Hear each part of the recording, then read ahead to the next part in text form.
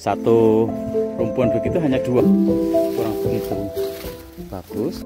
Teman-teman, kali ini Ngurmat Belik akan mendeskripsikan bagaimana penduduk lokal menanam tanaman semusim terutama jagung di kawasan yang miring tanpa menggunakan kaedah-kaedah konservasi terutama terasering.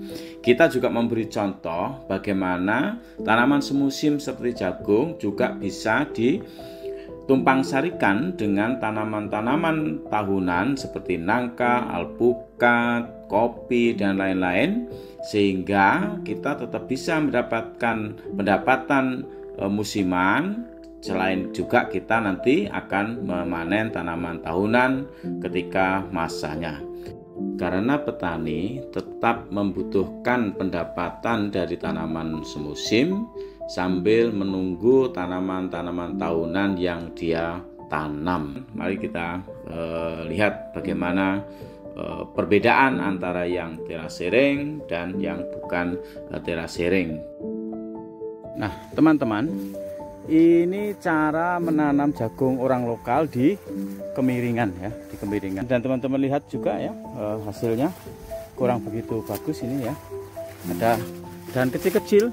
Karena ini bibitnya ada 3 ya, kecil-kecil, bahkan ini 4 ya teman-teman, 4, 1, 2, 3, 4 ya, ini juga 4 ya. Jadi rata-rata satu lubang itu 4 dengan jarak yang terlalu rapat ya. Ini hasilnya kurang begitu bagus teman-teman hasilnya.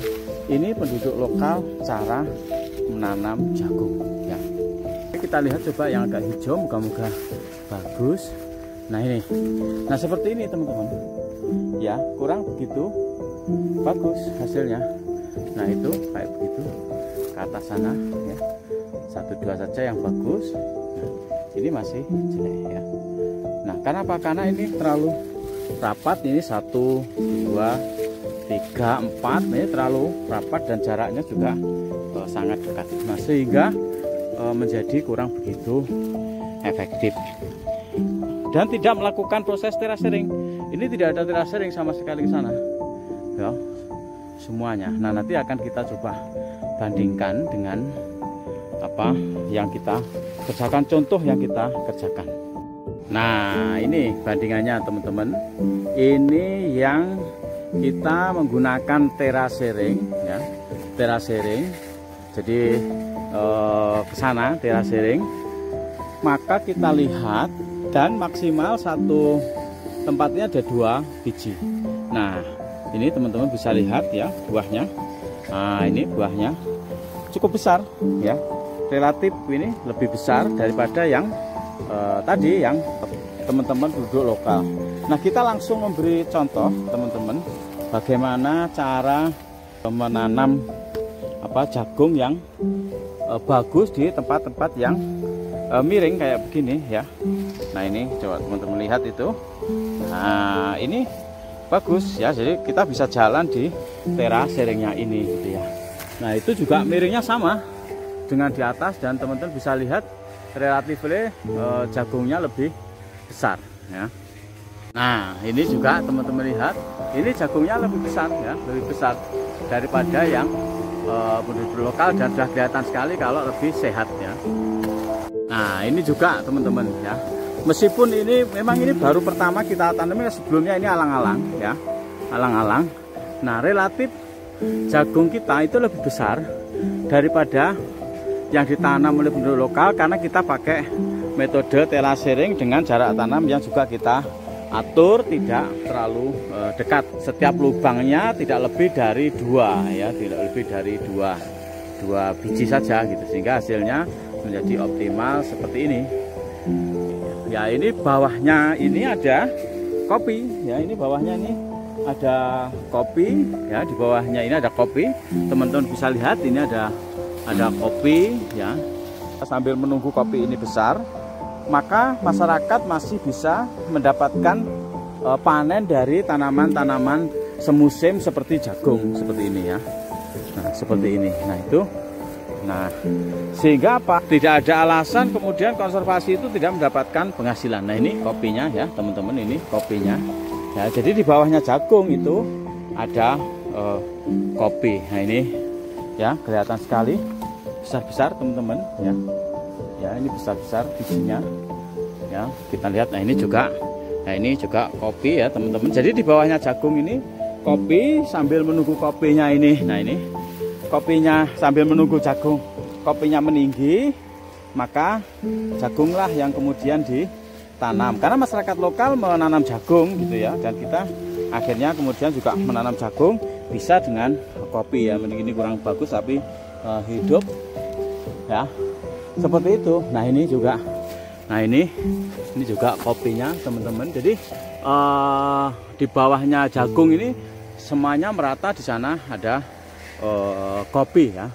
Dan itu naungannya juga kopi sudah menaik. Nah ini hanya 2 kali saja, insya Allah ditanamin jagung, nanti kopinya sudah tinggi, naungnya sudah baik, tidak perlu lagi kita menanam jagung, sudah menghasilkan kopi. Nah ini teman-teman lihat jagungnya besar kan, dan ini masih hijau, insya Allah masih terus membesar. Alhamdulillah teman-teman. Demikian kita memberikan contoh ya kepada masyarakat. Apakah dikritik ketika wah ya Bapak kan tidak perlu penghasilan, siapa bilang gitu. Nah jadi kita menanam jagung nggak apa-apa ya, sebelum kopi, sebelum alpukat seperti ini naik ya menjadi agroforestry, maka bisa nanam jagung dulu ya, besar-besar. Ini teman-teman bisa lihat ya, tuh besar-besar. Nah di bawahnya itu ada kopi ini. Nah demikian teman-teman. Jadi jagung ini hanya sebagai transisi saja sebelum dia menjadi agroforestry ya. Ini juga di terasering kecil-kecil gitu ya, supaya menahan air.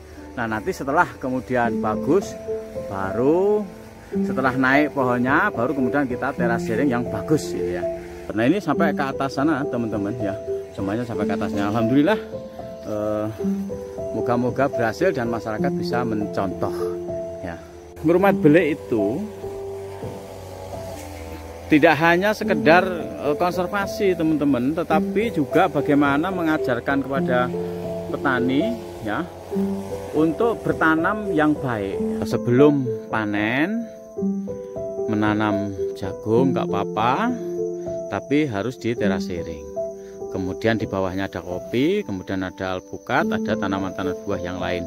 Nah untuk melengkapi tanaman nanti itu yang besar-besar itu nanti. Nah demikian teman-teman polanya kita.